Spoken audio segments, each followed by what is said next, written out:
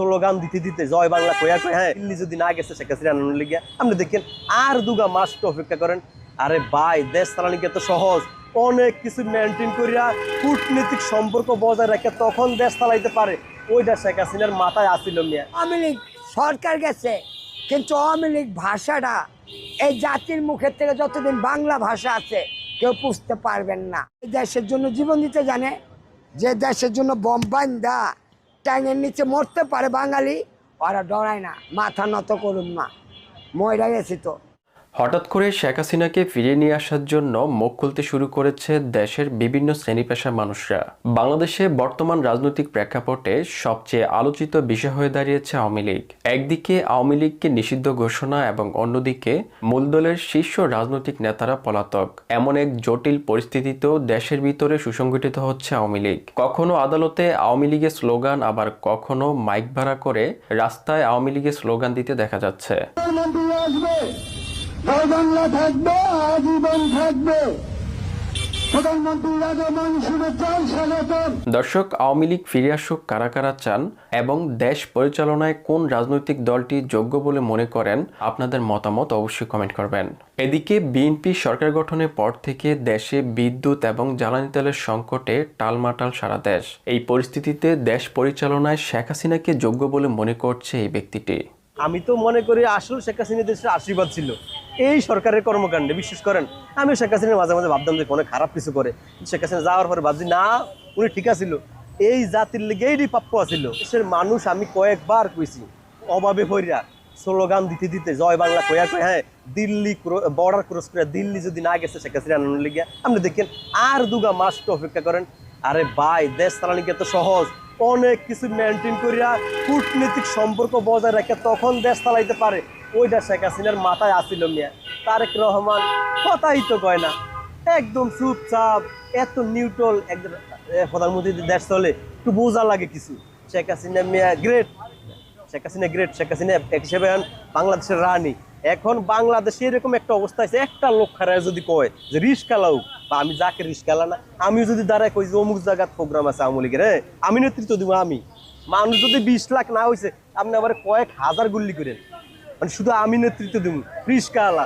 আওয়ামী লীগ এগুলো চাইবই না কে রিস্কা আলা কে কি, শুধু আওয়ামী লীগের একজন নেতৃত্ব ফাইল হয়েছে, মানুষের কোনো অভাবই হবো না মিয়া। পুরো ঢাকা একদম ফ্রিজ করে দেওয়ার তো ব্যবস্থা আছে আওয়ামী লীগের। তো নেওয়ার আওয়ামী লীগ আগে ছিল কয়েক হাজার বিভক্ত, ওই নেতার লোক ওই নেতার লোক ওই নেতার লোক, এখন সব একটা সব হাসিনার লোক মিয়া। শুধু একটু স্পেস দেন, দাঁড়া করাইতে দেন যে আওয়ামী লীগ একটা মিটিং করবো। এই বাংলাদেশের ঢাকা শহরে এমন কোনো মাঠ নাই যে আওয়ামী লীগের মানুষ জায়গা দিব মিয়া। পুরো ঢাকা সবার ডাবায় দেওয়ার মতো ব্যবস্থা আওয়ামী লীগের আছে। আর যদি আমি আওয়ামী লীগের তো যদি আমি এই যে নিকৃষ্ট একটা লোক, এই লোকটা যদি নেতৃত্ব দেই 20 থেকে 50 লাখ মানুষ হবো মিয়া। নয়তো আমারও সরকারের কন জিত করে আমার একটা স্পেস দিতে কন দেখাইয়া দেই, মানে আওয়ামী লীগ এমন জনপ্রিয় দেশে এখন মিয়া। বাংলাদেশে আওয়ামী লীগের রাজনীতি নিষিদ্ধের পর দেশে প্রাচীন এই রাজনৈতিক দলটির অস্তিত্ব সংকটে পড়েছে। বাংলাদেশে কার্যক্রম নিষিদ্ধ থাকায় আন্তর্জাতিক অঙ্গনে নিজেদের অবস্থান জানান দিতে মরিয়া হয়ে উঠেছে দলটি। লবিং এবং আইনি লড়াইয়ের অংশ হিসেবে এবার জাতিসংঘে দ্বারস্থ হচ্ছেন দেশের 173 জন আইনজীবী। সম্প্রতি কক্সবাজার জেলা আইনজীবী সমিতির 173 জন সদস্য জাতিসংঘের মানবাধিকার বিষয়ক হাই কমিশনারের কাছে একটি যৌথ আবেদন জমা দিয়েছেন। তাদের মূল দাবি আওয়ামী লীগের রাজনৈতিক কার্যক্রমের উপর থেকে নিষেধাজ্ঞা প্রত্যাহার করা। এছাড়া সম্প্রতি বাংলাদেশ আইনজীবী সমিতির আইনজীবীরাও শেখ হাসিনার নামে স্লোগান দিয়ে আওয়ামী লীগের নিষেধাজ্ঞার তীব্র প্রতিবাদ জানিয়েছেন।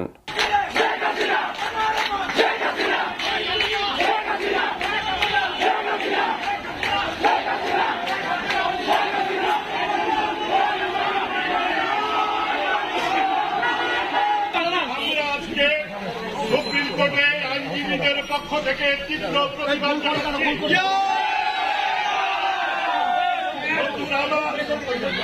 আপনারা জানেন ওনারা বলেছেন আওয়ামী লীগ নাকি নিষিদ্ধ। আমরা বলতে চাই বাংলাদেশ আওয়ামী লীগ কোন পার্লামেন্টের সিদ্ধান্তের জন্ম নেয় নাই। বাংলাদেশ আওয়ামী লীগ বরঞ্চ বাংলাদেশের পার্লামেন্টকে সৃষ্টি করেছে। এদেশের সমস্ত মানবাধিকারের আইনগুলোকে সৃষ্টি করেছে। যে বাংলাদেশের তারাই আওয়ামী লীগ যারা ৭১ সালের ৩০ লক্ষ শহীদের রক্তকে সম্মান করে, তারাই আওয়ামী লীগ যারা ২ লক্ষ বাবুদের ইজ্জতকে সম্মান করে।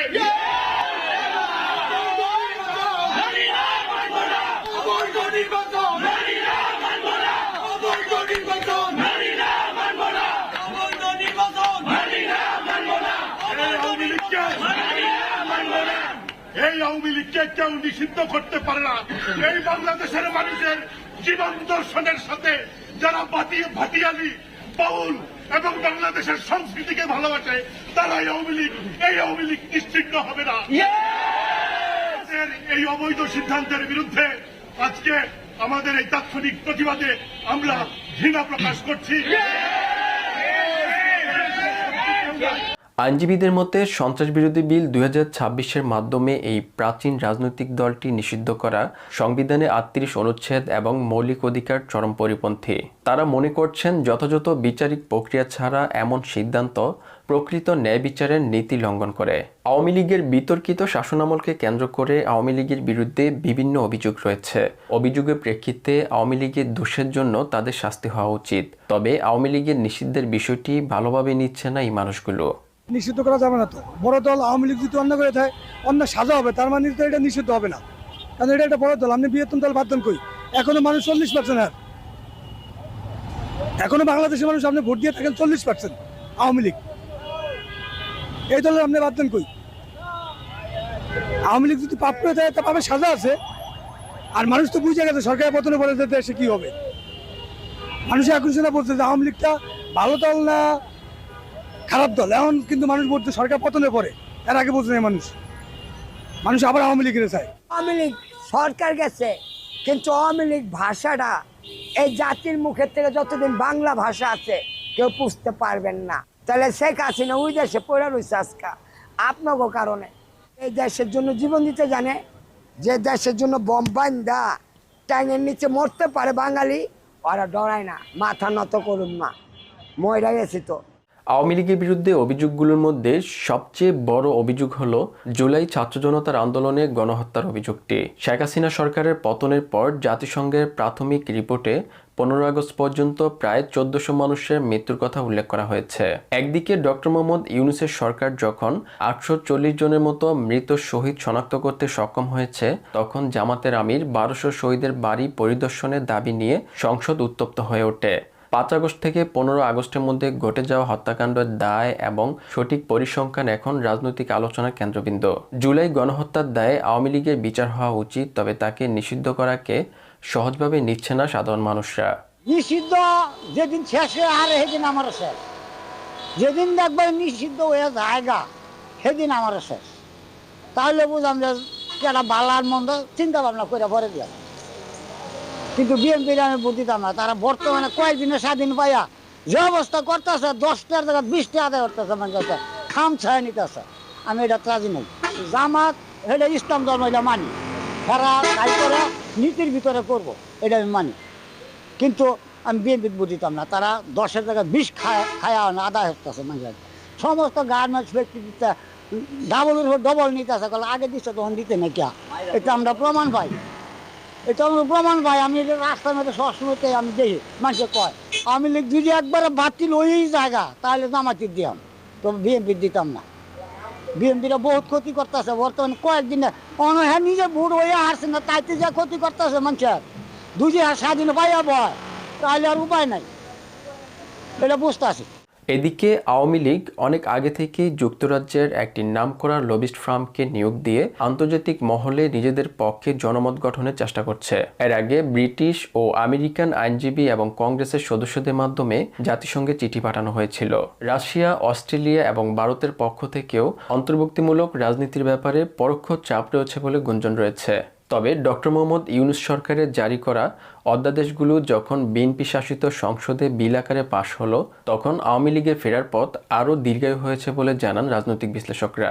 সবচেয়ে চমকপ্রদ তথ্য উঠে এসেছে ভারতীয় গণমাধ্যমগুলোতে। অনেকে ধারণা ছিল ভারত হয়তো আওয়ামী লীগকে পূর্ণ সমর্থন দেবে, কিন্তু সম্প্রতি কিছু রিপোর্টে দাবি করা হচ্ছে শেখ হাসিনা সরকারের পতনের পেছনে আমেরিকার কৌশলের সঙ্গে ভারতের এক ধরনের নীরব সমর্থন ছিল। যদি এই দাবি সত্যি হয়, তাহলে আন্তর্জাতিক লবিংয়ে আওয়ামী লীগের সফলতা হওয়ার সম্ভাবনা কতটুকু তা নিয়েও বড় ধরনের সংশয় দেখা দিয়েছে।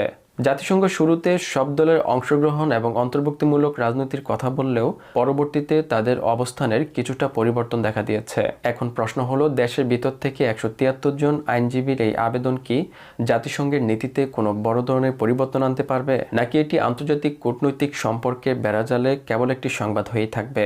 দর্শক, আওয়ামী লীগ ফিরে আসুক কারা কারা চান এবং দেশ পরিচালনায় কোন রাজনৈতিক দলটি যোগ্য বলে মনে করেন, আপনাদের মতামত অবশ্যই কমেন্ট করবেন।